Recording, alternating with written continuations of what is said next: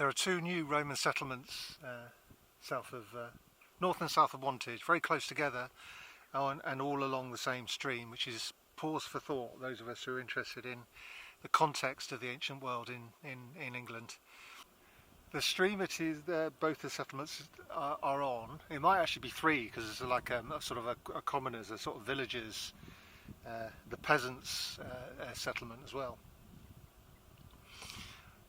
Is on the Wantage, which becomes Wantage in the modern day, and that might mean Wanan, meaning waning, that is ebbing away. It might be an intermittent stream, though I think it's quite a strong one. The one to the north of Wantage is in a place called Grove. Landgrave in, I think, the Domesday Book, and it is a completely unknown. I didn't know anything about it.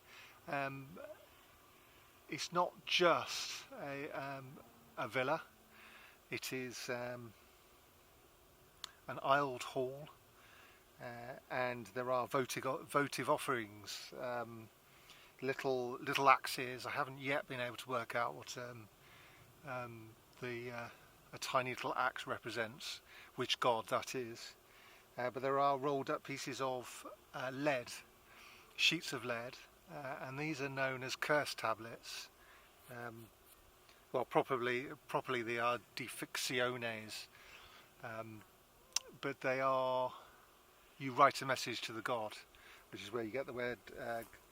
Why we call them curse tablets is because most people, when writing to gods, are going, can you get this man back for me?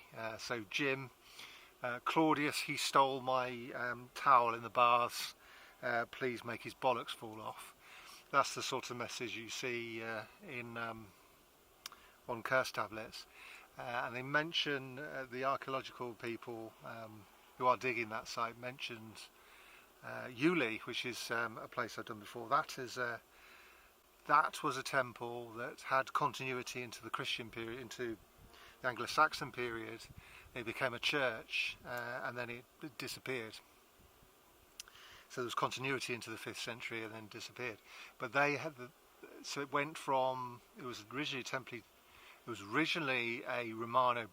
originally a British Iron Age temple. Then it became Romano-British, and they found the head of Mercury there, and they also found these curse tablets. You also get curse tablets at Bath and places like that. And what a beautiful discovery. They must have been very excited to find that. So what it means is that there's a temple there. I think they're a bit cautious to want to say that, but I don't have an archaeological, I don't have a scientific reputation to defend, so stuff it. There has to be at least a shrine there. Who to? I'll have to do a bit more research. But there's Roman settlements further on up here that takes advantage of the headwaters, and a peasant settlement with Romano-British pottery and so on. They did a talk. The different archaeological firm that did this one, the south of Wantage, did a talk in the local hall about deviant burials. I haven't seen a transcript or a report, so I've no real idea what they mean. But the Romano-British were fond of removing heads and placing them at the feet of people when burying them, which is quite, I'd call that a deviant burial, wouldn't you? I'm glad to be back on the chalk and flint downlands. It's where I belong, really, my spiritual home. Well, I've said that about more than one thing, haven't I? But, this is the Berkshire Downs, though it's just outside Berkshire these days. This place was Berkshire for over 1,000 years, and in 1974 they gave this bit to Oxfordshire. But, those of us who live in the past dispute that. It's quite warm, Well, the temperature of the air underneath when the sun isn't shining, when it goes behind a cloud, is quite cool. But the land is still ripening, the corn's ripening. A lot of the wildflowers have gone to seed. It is quite a beige landscape at the moment. The trees are green because they're deep rooted. So it's but they come under pressure normally towards the end of August, start to look a bit brown. It's not because autumn's coming, it's because they're running out of water.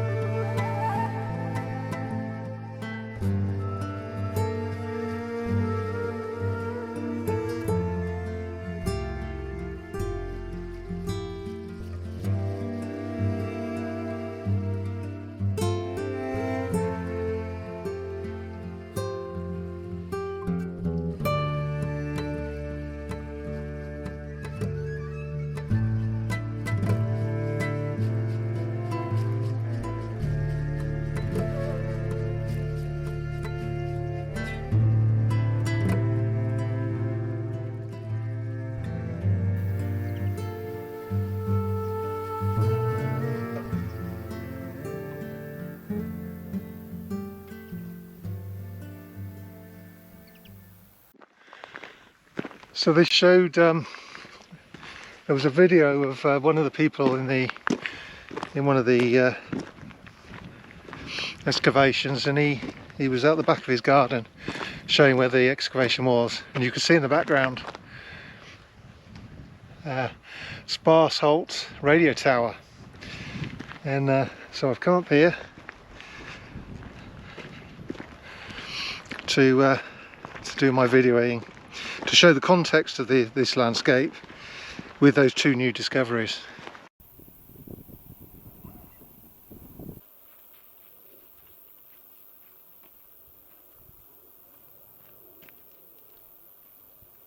I start off talking about Saxon charters and Romans, and before you know it I come to, it's all about the landscape, the photographing it, being in it, enjoying it. And you can too. These are all public footpaths. You can go along.